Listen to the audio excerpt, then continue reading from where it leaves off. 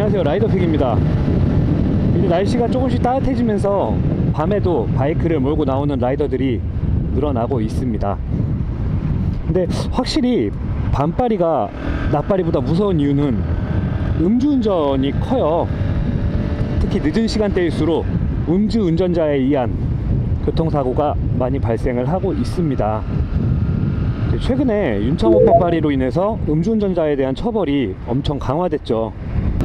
그래서 기획 컨텐츠로 음주운전에 대한 내용을 좀 다뤄보고자 합니다.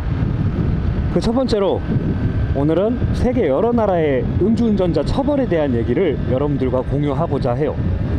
가까운 나라 일본 같은 경우에는 음주운전 적발 기준이 혈중 알코올 농도 0.33%까지가 이제 기준이라고 하고요. 좀 차이점이 있다면 동승자 그리고 술을 권한 사람까지도 처벌의 대상이 된다고 합니다. 이제 술을 권한 사람 같은 경우에는 최대 3년에서 5년의 징역 그리고 1,600만 원까지의 범칙금이 부과되고요. 그리고 옆에 동승했던 동승자 같은 경우에는 최대 2년에서 3년 그리고 650만 원까지의 범칙금이 부과가 된다고 합니다. 이게 술을 먹고 운전한 사람은 얄짤없지만 확실히 동승자와 술을 권한 사람까지도 처벌을 한다는 거는 확실히 음주운전을 막는 데 있어서 도움이 될 것 같습니다. 이 일본의 그 음주 처벌이 관계를 좀 중시하는 것 같은데 더 무서운 나라도 있어요. 말레이시아 같은 경우에는 음주운전으로 적발이 될 경우에 그 자리에 같이 있었든 없었든 그리고 혹은 아무 상관이 없을 수도 있는 배우자까지 같이 처벌이 된다고 합니다. 진짜 한마디로 진정한 패가망신의 사례가 될 수 있겠네요. 그리고 호주 같은 경우에는 이제 신상 공개를 한다고 해요.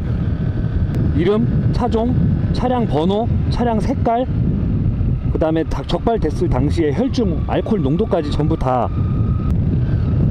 공개는 지역 신문을 통해서 하게 되고요.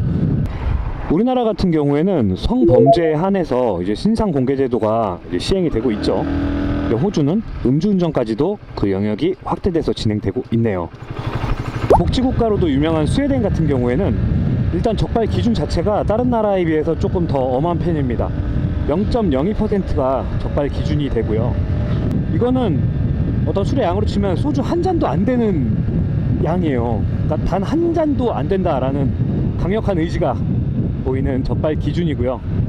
그리고 벌금 같은 경우에도 소득에 따라서 다르게 적용이 된다고 합니다.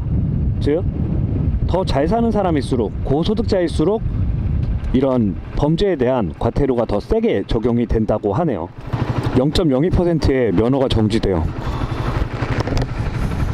이렇게 비교하면 진짜 우리나라가 음주운전에 대해서 엄청 관대한 나라구나라는 생각이 들기는 하네요. 몇 가지 있지만. 그리고 마지막으로 조금 재밌지만 정말 살벌한 처벌 방식이 있어서 공유하고자 합니다. 뉴질랜드 같은 경우에는 음주운전으로 적발이 될 경우에는 벌금은 당연히 나오고요. 그 운전자의 차량을 강제로 매각해 버린다고 해요. 그리고 매각한 금액에서 벌금만큼을 빼고 나머지를 돌려준다고 합니다. 강제로 차를 파는 거죠. 진짜 아예 운전을 못하게 해버리는, 진짜 무서운 것 같아요.